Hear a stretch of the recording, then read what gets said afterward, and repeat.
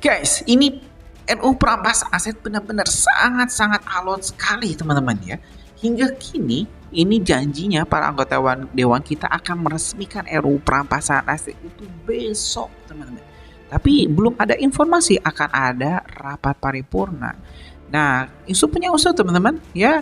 Kemarin beberapa hari yang lalu ini dewan kita juga telah melaksanakan rapat-rapat untuk membahas RUU Perampasan Aset dan salah satunya yang hari ini kita bakal sampaikan ke teman-teman di mana ini para anggota dewan kita mengundang sejumlah elemen mahasiswa para BEM berbagai universitas-universitas untuk memberikan masukan terkait RUU Perampasan Aset. Nah, ini menarik teman-teman ya. Kita bakal tengok dulu ini rapat sebelum ya sidang paripurna DPR RI yang akan mengesahkan RUU Perampasan Aset. Kita tentu sangat menunggu janji para anggota dewan kita yang kemarin teman-teman sudah sangat yakin bahwa RUU Perampasan Aset bakal disahkan besok teman-teman, besok teman-teman. Wah, nih mending kita simak dulu saja bagaimana jalannya pembahasan RUU Perampasan Aset biar ya kita tercerahkan juga sudah sampai mana ini RUU ini dibahas. Yuk teman-teman kita simak informasi selengkapnya. DPR tancap gas, RUU Perampasan Aset dikebut rampung. DPR langsung tancap gas RUU Perampasan Aset yang sempat mandek, sekarang resmi dikebut habis-habisan biar bisa rampung tahun ini juga. DPR memastikan pembahasan RUU masih terus berlangsung di Komisi 3 DPR RI dan tetap menjadi bagian dari program legislasi nasional atau prolegnas prioritas. Bahkan apabila diperlukan, pembahasan akan tetap dilakukan selama masa reses agar target penyelesaian dapat tercapai tanpa mengurangi kualitas substansi yang sedang dibahas. DPR terus melakukan pembahasan terkait dengan RUU Perampasan Aset, khususnya di Komisi 3. DPR siap menggelar rapat saat masa reses demi mengejar target selesai tahun ini. Pimpinan DPR menegaskan pembahasan RUU tetap berjalan di Komisi 3 dan masih menjadi prioritas.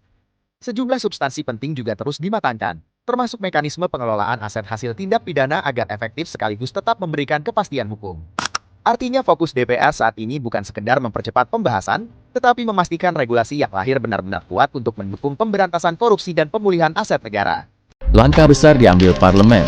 Pimpinan DPR secara mengejutkan menargetkan RUU Perampasan Aset harus rampung tahun ini. Demi mengejar target ekstrim ini, DPR siap mengorbankan waktu reses agar pembahasan di Komisi 3 terus berjalan tanpa jeda. Upaya percepatan ini digenjot demi menutup celah hukum dalam menyita seluruh aset hasil kejahatan. Mekanisme pengelolaan aset profesional kini sedang digodok ketat agar tidak ada celah yang terlewat. Menurut kalian, apakah langkah ekstrim rapat saat reses ini bisa menjadi jawaban nyata pemberantasan korupsi? Like dan komen di bawah. Hormati rekan-rekan perwakilan Senat Mahasiswa Universitas Islam Negeri Syarif Hidayatullah Jakarta. Lengkap, saya lihat jajarannya. Ini seragam yang keren juga nih. Yang kami hormati Bapak Dr. Didi Sunardi SHMH, akademisi dari Universitas Pancasila, ini pakar hukum pidana. Ya, serta hadirin yang kami muliakan, rekan-rekan fraksi kehormatan mahasiswa, ada yang sudah hadir mahasiswa? Oke. Wah, itu kok nggak pakai almet? Pakai almet. Di bawah aja boleh sini. Kalau berkenan ya, tapi di atas juga nggak apa-apa, lebih santai ya. Pak Didi, selamat datang, Pak Dr. Didi. Alhamdulillah. Ya, pertama-tama kita panjatkan puji syukur kehadirat Allah Subhanahu wa taala, Tuhan yang Maha Kuasa, karena atas perkenannya kita bisa hadir di sini dalam keadaan sehat walafiat. Kita gaspol, kita gaspol pakai turbo untuk melakukan pembentukan undang-undang perampasan aset ini ya. Teman-teman perlu diketahui bahwa hari ini mungkin sudah yang keberapa nih Bu Ica? Ini keberapa ya?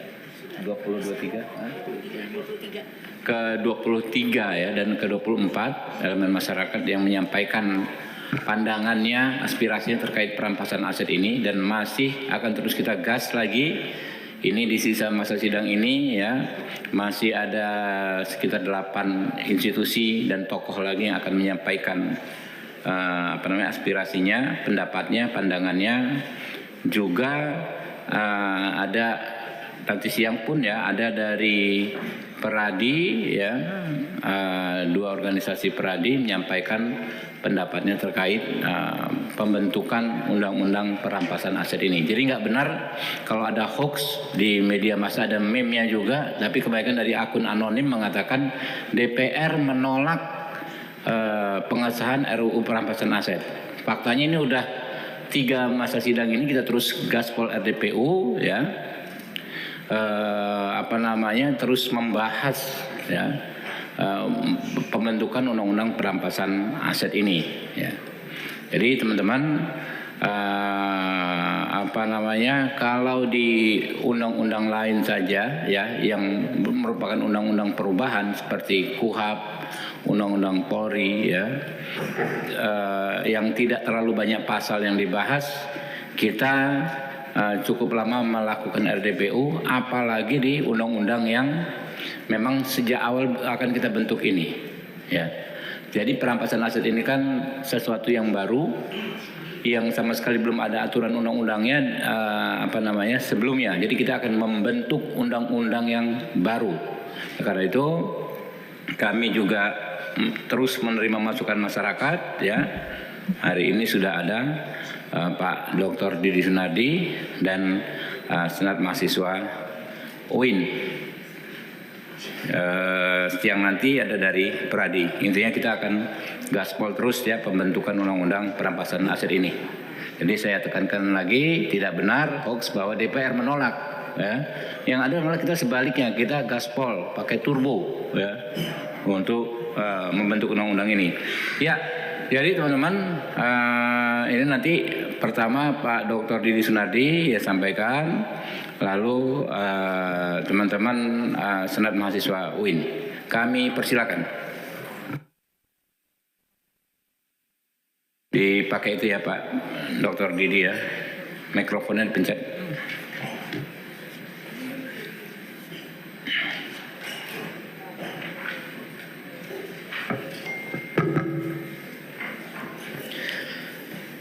Baik, bismillahirrahmanirrahim.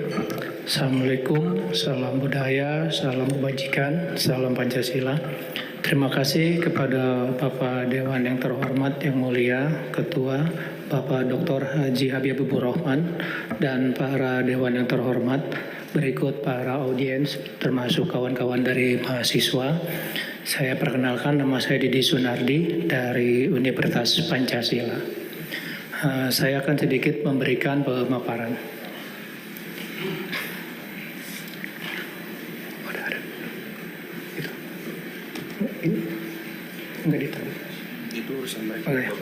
Baik. Yang pertama itu beberapa permasalahan dan pendapat RUU perampasan aset terkait dengan tindak pidana. Yang pertama, perampasan aset dalam bingkai negara hukum Pancasila.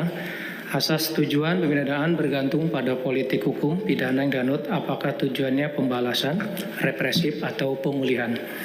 Yang poin B-nya, nilai Pancasila sebagai rambu terutama, sila kedua dan kelima, keras terhadap tindak pidana tetapi beradab terhadap manusianya. Yang ketiganya, poin C, asas persamaan di hadapan hukum, tidak tebang pilih. Kemudian 2, norma dan sanksi. Norma tanpa sanksi bukan suatu hukum pidana. Sebaiknya sanksi tanpa norma apakah bisa? Yang berikutnya, asas yang menjadi kekhawatiran utama dan harus dijaga. Yang poin A, asas legalitas. Setiap objek yang dirampas tetap memiliki hubungan sebab akibat pada norma pidana yang jelas. Yang B-nya, asas kesalahan dan pertanggungjawaban yang dipidana adalah orang yang bersalah harus ada hak untuk pembelaan atau fair trial. Yang C-nya, asas personalitas yang diambil hanyalah sebatas yang bersumber dari atau berkaitan dengan tindak pidana, tidak lebih dan tidak menyapu harta yang sah. Kemudian poin 3, asas yang menjadi kekhawatiran utama dan harus dijaga. Pertama, yang tadi yang berikut, mohon maaf terlambat kurang 1 asas tempus idem, seseorang tidak boleh diadili atau dipidana 2 kali untuk perbuatan yang sama ketika sudah ada putusan kekuatan hukum tetap. Kemudian yang keempat, gugurnya kewenangan pelaksanaan pidana dalam pasal 141 KUHP jika terpidana meninggal dunia, pidana perampasan barang tertentu dan atau tagihan yang telah disita tetap dapat dilaksanakan. Kemudian yang kelimanya, perampasan aset harus berada dalam sistem peradilan pidana terpadu, keseluruhan mekanisme penegakan hukum pidana yang bekerja satu sistem. Kemudian perampasan aset tidak boleh dibaca sebagai tindakan tunggal satu lembaga, melainkan sebagai bagian dari rangkaian kerja bersinambungan antar aparat penegak hukum. Kemudian yang keenam, perlindungan serasi, sifat tindak pidana harus melihat keseimbangan.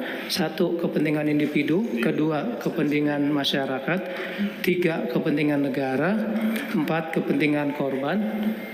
Kemudian pemidana harus mencerminkan keadilan yang proporsional. Kemudian KUHP nasional menggeser dari pembalasan menuju rehabilitasi, restoratif, dan koreksi. Yang ketujuhnya mengenai justice kolaborator sebagai instrumen penelusuran aset. Yang pertama, dari sisi efektivitas sistem peradilan pidana, justice kolaborator mempercepat tahap penyelusuran aset trafficking yang selama ini menjadi mata rantai terlemah. Yang kedua, dari sisi perlindungan asas tanggung jawab personal, keterangannya justru membantu memilah pihak yang ketiga yang benar-benar terlibat dari yang sekadar dipinjam namanya. Nah, yang kedelapan, tentang urgensinya konsep pemulihan aset dalam kejaksaan dalam pasal 30A Undang-Undang Nomor 11 Tahun 2021 tentang perubahan asas Undang-Undang Nomor 16 Tahun 2004 tentang kejaksaan. Dalam pemulihan aset, kejaksaan berwenang melakukan kegiatan penelusuran, perampasan, dan pengembalian aset perolehan tindak pidana dan aset lainnya kepada negara, korban, atau yang berhak. Peraturan Kejaksaan Republik Indonesia Nomor 3 2024 Badan Pemulihan Aset. Saya ucapkan terima kasih kepada Bapak Ibu Dewan yang terhormat, khususnya kepada Bapak Pimpinan Komisi DPR RI, Bapak Dr. Haji Habibur Rahman, dan kawan-kawan dari mahasiswa semuanya. Assalamualaikum warahmatullahi wabarakatuh. Salam budaya, salam kebajikan, salam Pancasila. Waalaikumsalam warahmatullahi wabarakatuh. Kami persilakan rekan-rekan Senat Mahasiswa UIN dan mungkin terlebih dahulu memperkenalkan nih apa delegasinya, ya. Kami persilakan. Baik, bismillahirrahmanirrahim. Assalamualaikum warahmatullahi wabarakatuh. Terima kasih kepada pimpinan Dr. Habibur Rahman SHMH. Perkenalkan, nama saya Muhammad Ezra Suhairi selaku Ketua Umum Senat Mahasiswa UIN Syarif Hidayatullah Jakarta. Bersama ada rekan-rekan saya di sini ada Ketua Komisi, terus juga ada Sekretaris Jenderal dan Bendahara Umumnya. Baik. Yang pertama, perkembangan tindak pidana bermotif ekonomi saat ini telah mencapai tingkat yang sangat mengkhawatirkan dan berpotensi merusak tatanan perekonomian nasional secara struktural. Kejahatan seperti korupsi, pencucian uang, dan judi daring tidak lagi dipandang sebagai pelanggaran norma biasa, melainkan ancaman nyata yang langsung mengurangi kemampuan pemerintah untuk mendanai sektor-sektor publik seperti pendidikan, kesehatan, dan infrastruktur. Masyarakat sebagai korban tidak langsung menanggung beban sosial yang berat akibat lambatnya pembangunan, sementara para pelaku kejahatan memamerkan akumulasi kekayaan yang tidak wajar. Kesenjangan sosial yang tajam ini memicu ketidakpercayaan publik terhadap komitmen penegakan hukum dan memotivasi lahirnya tuntutan sosiologis agar negara segera memutus urat nadi keuangan para pelaku kejahatan. Secara yuridis, instrumen hukum yang berlaku di Indonesia saat ini dinilai belum komprehensif dan belum mampu mendukung penegakan hukum yang berkeadilan secara optimal. Pola penegakan hukum konvensional kita masih sangat bergantung pada pendekatan pidana tradisional yang menitik beratkan pada pembuktian kesalahan individu guna menjatuhkan hukuman badan. Sistem in personam ini menuntut bahwa perampasan aset hanya dapat dieksekusi sebagai pidana tambahan setelah adanya putusan pengadilan yang berkekuatan hukum tetap atas diri pelakunya.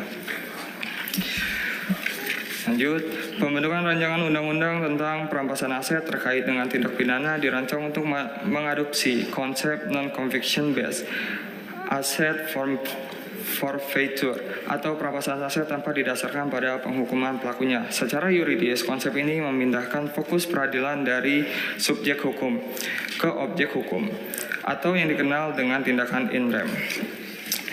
Adapun yang kami tekankan melalui potret akademis dan evaluasi kritis yang komprehensif, kami memetakan akar persoalan fundamental dari mandeknya agenda pemberantasan kejahatan ekonomi di Indonesia. Kegagalan berulang dalam mengejar harta hasil kejahatan bukan lagi sekadar hambatan teknis di lapangan, melainkan akibat dari kekosongan regulasi yang terstruktur untuk membedah karut-marut tersebut dan merumuskan solusi legislatif yang progresif. Pokok-pokok pembahasan utama yaitu 1. Penyelesaian kebutuhan hukum atas aset yang tersandra. 2. Dekonstruksi paradoks rasa keadilan, menguji komitmen parlemen dalam memutus impunitas koruptor. 3. Kepastian hukum asas lex stricta dalam penerapan mekanisme aset forfeiture. 4. Perbandingan kebijakan perampasan aset. Selebihnya akan poin-poinnya disampaikan oleh Ketua Komisi saya. Kepadanya silakan. Perkenalkan diri dulu, siapa namanya? Baik, izin pimpinan. Perkenalkan, nama saya Muhammad Akfa Diva dari Ketua Komisi 1 Hukum dan Perundang-undangan Senat Mahasiswa UIN Masya Jakarta. Allah, luar biasa nih ya Senat ya, ada komisi hukumnya ya. Kita kasih aplaus dulu deh. Ya, silakan. Baik, izin melanjutkan pimpinan. Di sini ada pokok pembahasan yang pertama, yaitu penyelesaian kebuntuan hukum atau loophole. Pemilihan pokok bahasan mengenai penyelesaian kebuntuan hukum ini atas aset yang tersandra ini didasarkan pada kenyataan empiris bahwa hukum acara pidana ini di Indonesia sering kali mendadak lumpuh ketika berhadapan dengan hilangnya subjek hukum individu pelaku kejahatan. Berdasarkan sistem hukum konvensional saat ini, tindakan paksa berupa perampasan harta kekayaan hanya diletakkan sebagai pidana tambahan yang eksekusinya mutlak bergantung pada vonis bersalah dalam peradilan pidana atau yang kita sebut in personam. Akibat ketergantungan yang kaku ini, ketika sebuah kasus korupsi, pencucian uang atau kejahatan finansial kakap terhenti di tengah jalan karena kendala fisik atau status terdakwa kehilangan taji yuridisnya untuk menyita kekayaan yang secara nyata terbukti. Celah prosedural inilah yang terus dieksploitasi oleh para pelaku kejahatan ekonomi untuk mengamankan harta mereka dari jangkauan hukum negara.